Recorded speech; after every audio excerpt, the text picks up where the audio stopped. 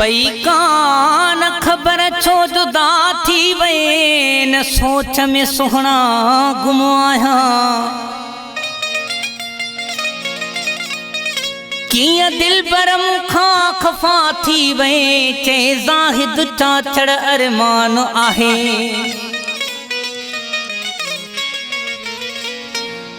कई वकील चाचड़ तो सवफा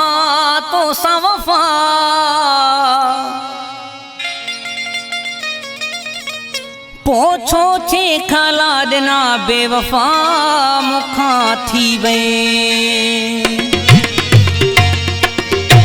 टुटी वयो पांजो जोड़ो थियो विछोड़ो करावे सपातम है टुटी वयो पांजो जोड़ो थियो विछोड़ो करावे सपातम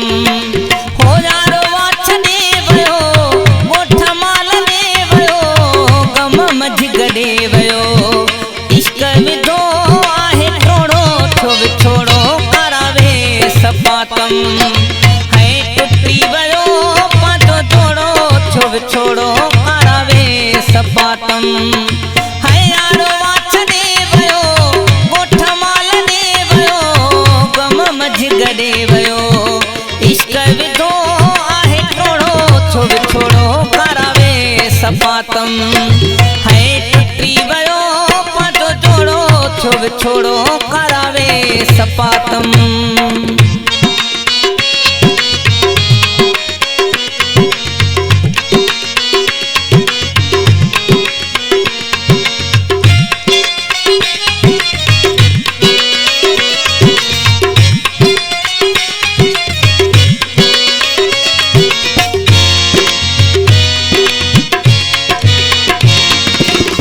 खबर न पई एड़ो तूफान आयो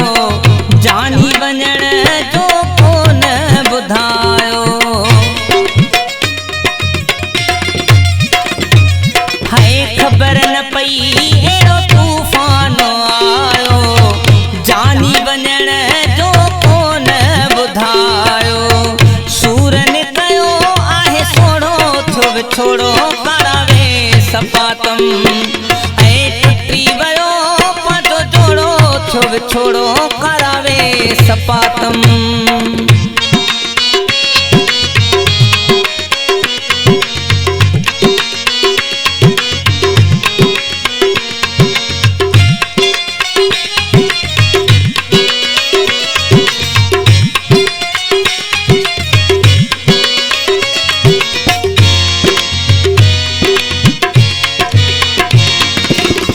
दिल बर अखिने मझनी दिल मुझी खे जीर दई वियो हाय दिल पर अखिने मंझि नीर दई वियो दिल मुझी खे जीर दई वियो हाय अख मां सुके नथो गोड़ो थियो विछोड़ो करावे सपातम हाय टुटी वयो पांजो जोड़ो थियो विछोड़ो करावे सपातम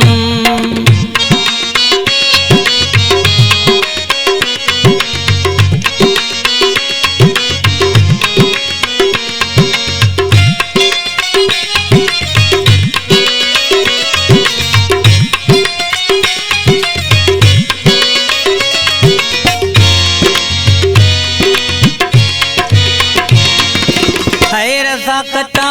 चढ़ करिया थोरड़ियूं